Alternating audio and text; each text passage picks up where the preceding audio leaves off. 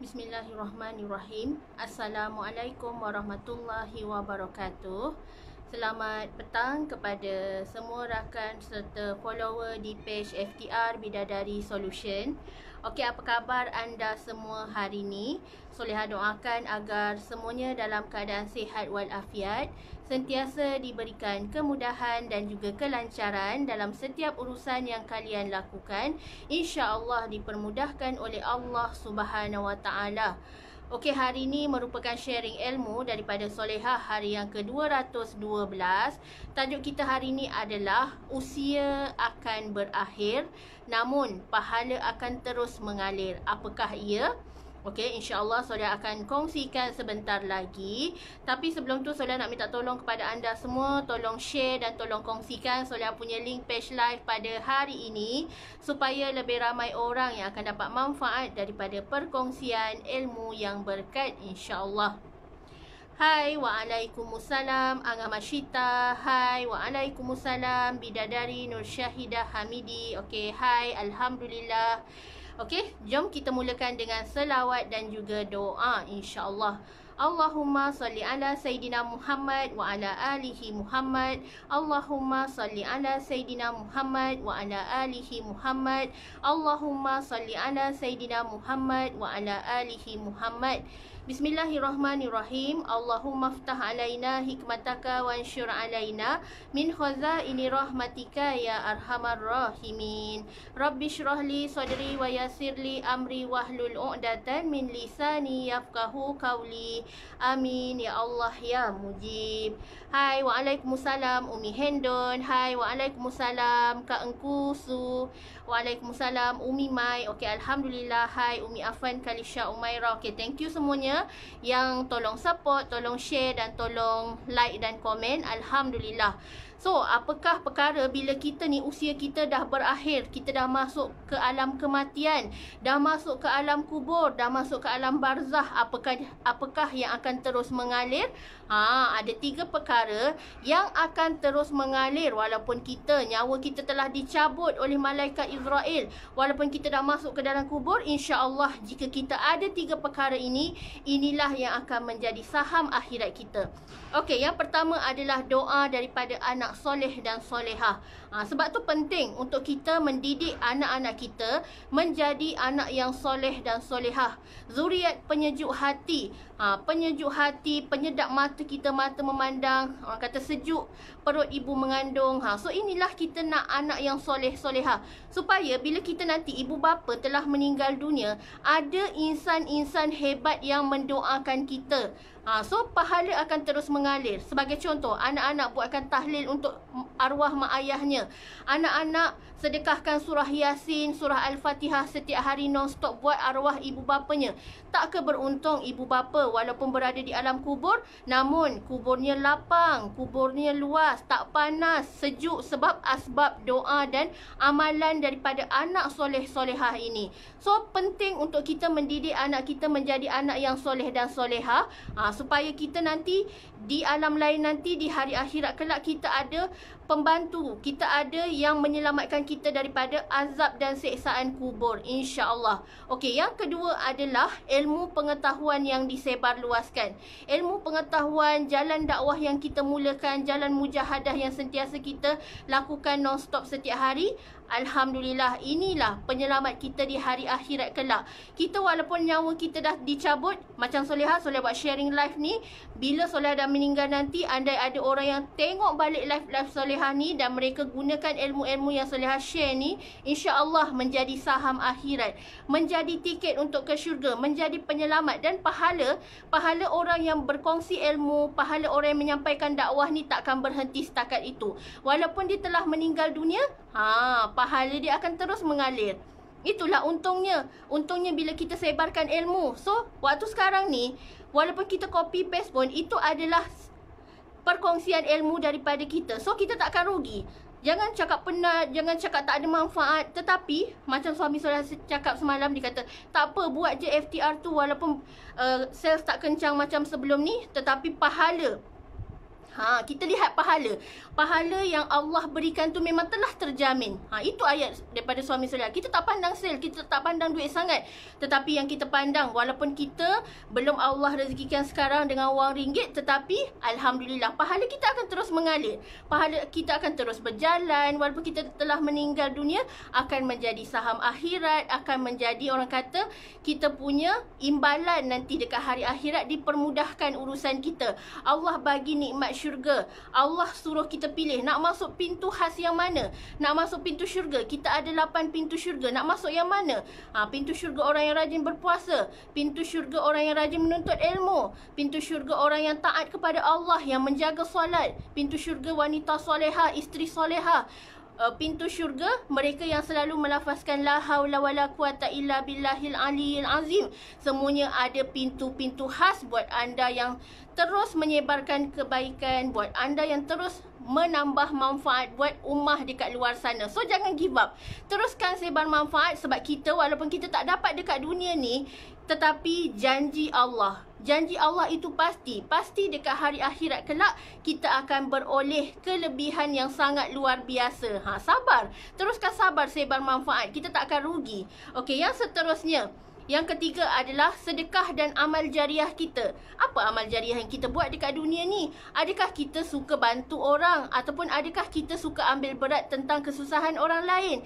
Kita bantu orang lain, kita banyakkan sedekah, banyakkan ringankan tangan untuk memberi, kerana tangan yang memberi ini lebih baik daripada tangan yang menerima. Jangan lokek, jangan kedekut, tetapi berkongsi. Berkongsi rezeki dengan ramai orang, berkongsi manfaat dengan ramai orang, sikit sama sikit. Banyak kita agih-agihkan. Kita bantu golongan tahfiz, kita bantu golongan anak yatim. So kita takkan rugi, sebab mereka ni golongan-golongan yang rajin bersedekah, sangat mempermudahkan urusan dia.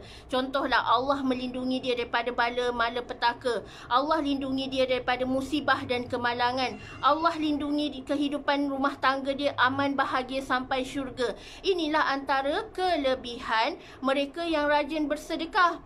Waalaikumsalam Kak Julie Masyita. Awal sebab petang ni Soleha ada hal, insya-Allah. Okey. So Soleha buat live ni di kesempatan yang awal ni, tak nak stop sharing ilmu, sebab memang dah sebati. Soleha dah live ni lebih 3 tahun. So Soleha teruskan je. So kita teruskan berikan apa yang kita ada. Contohlah dekat dompet kita kan, dekat dompet kita ada RM5 je. So RM5 tu kita fikir-fikir nak sedekah ke ataupun nak beli barang keperluan. Orang yang beriman, walaupun RM5 ada dalam dompet, dia tak akan berkira, okey tak apalah aku ada RM5 dalam dompet ni. Mungkin ada insan-insan yang lebih memerlukan. Contoh dia tengok makcik tua tu berjalan tadah tangan minta sedekah. So kita yang melihat tu, walaupun RM5 ada dekat dompet kita, kita akan berikan dia. Mungkin Allah akan gantikan kita kepada nikmat yang lebih besar. Sebab orang ni, Allah nak tengok tawakal kita. Adakah bila kita tengok orang susah, kita akan buat-buat tak tahu? Sebab orang, bila kita orang biasa ni, kita lihat orang yang susah, kita yang diuji sebenarnya.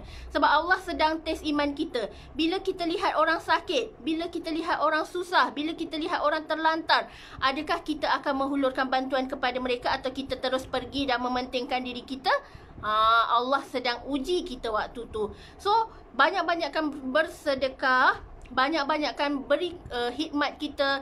Walaupun bukan dengan wang ringgit, mungkin kita boleh beri dengan khidmat tenaga, mungkin kita boleh bagi dengan sharing ilmu, mungkin kita boleh bagi dengan dia buat bantuan amal, tolong bersihkan surau, tolong kemas masjid, tolong cuci tanda. So semua tu adalah antara bentuk-bentuk sedekah yang boleh kita lakukan. Jangan bila kita ingat, kita dengar perkataan sedekah je, mindset kita terus duit.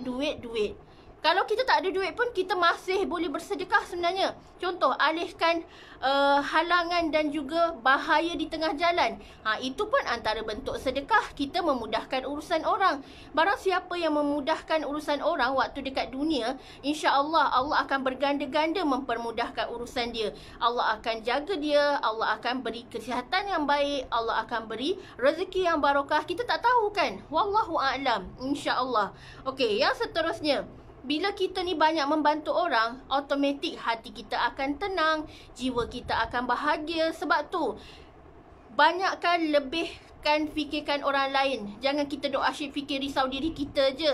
Tak apa, bila kita jaga orang lain, kita berikan manfaat pada orang lain, kita yang akan Allah jaga. Allah jaga kita selalu. Jangan kita risau. Allah sentiasa ada bersama dengan kita di saat susah dan juga senang, insya-Allah. So kalau anda risau, rezeki aku mana? Rezeki aku di mana? So jangan risau. Sebab Allah telah menjamin rezeki hamba-Nya. Rezeki buat orang yang bertenang, rezeki buat orang yang bersyukur, rezeki buat orang yang sentiasa bersangka baik. So teruskan melakukan kebaikan walaupun hanya sekecil-kecil kebaikan.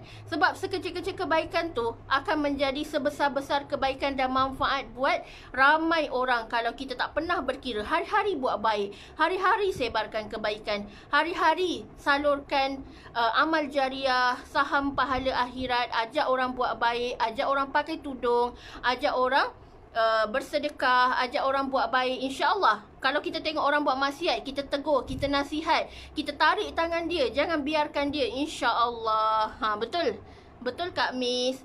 Fikir berikan manfaat kepada orang lain, jangan fikir diri sendiri. Kalau kita asyik duk fikir diri sendiri je, kerisauan kita tu akan sentiasa ada. Tetapi kalau kita duk fikirkan Allah sentiasa ada bersama dengan kita, Allah sentiasa membantu kita, Allah sentiasa ada bersama dengan orang-orang yang sabar dan soleh, insya-Allah kita tak pernah rasa risau pun. Sebab kita tahu, bila kita tolong orang, Allah yang akan tolong kita, Allah yang akan bantu kita. Kita tak perlu risau pun. So, itu sahaja berkaitan dengan sharing ilmu soleha hari ini. Berkaitan dengan usia. Usia akan berakhir, namun pahala kita akan terus mengalir tak putus-putus. Beruntung sangat. So, kalau kita tak ada tiga-tiga tu, cukuplah, tak apa kita ada satu. Contoh, kalau kita tak ada anak soleh-solehah, tak apa, kita usaha untuk sebarkan ilmu pengetahuan. Itu dah kira beruntung. Sebab tu solehah dan tim-tim FTR selalu cakap, teruskan sebar kebaikan, teruskan jaga agama Allah. Walaupun kita hari ini rezeki kita masih belum berjumpa dengan customer, tetapi janji Allah, orang yang sentiasa menyebarkan ilmu, dia tak akan pernah miskin selama-lamanya. Mungkin rezeki tu akan datang dari pelbagai bentuk. Rezeki ketenangan, rezeki kebahagiaan, rezeki kesihatan, dan rezeki masa yang lapang tu pun sangat-sangat mahal sebenarnya. Jangan kita duk fikir kalau rezeki tu kita risaukan duit, kita risaukan harta kita, kita risaukan aku tak ada rumah, kita risaukan kita ni kereta rosak. So jangan risau materialistik, tetapi risaulah akidah kita, risaulah iman kita, risaulah hati kita andai dibolak-balikkan oleh Allah Subhanahu Wa Taala. Itu lebih merisaukan, kerana itu akan menyebabkan kesan yang lebih besar, insya-Allah. Okey, sekadar ini sahaja perkongsian soleha. Terima kasih semua yang join dan support soleha punya live hari ni. Insya-Allah kita berjumpa esok hari. Kita hari ni dah cuti public kan? Anda semua cuti public. Okey, selamat bercuti, selamat bahagia bersama keluarga tersayang, insya-Allah. Okey, berjumpa lagi. Wabillahi taufik wa hidayah. Wassalamualaikum warahmatullahi wabarakatuh.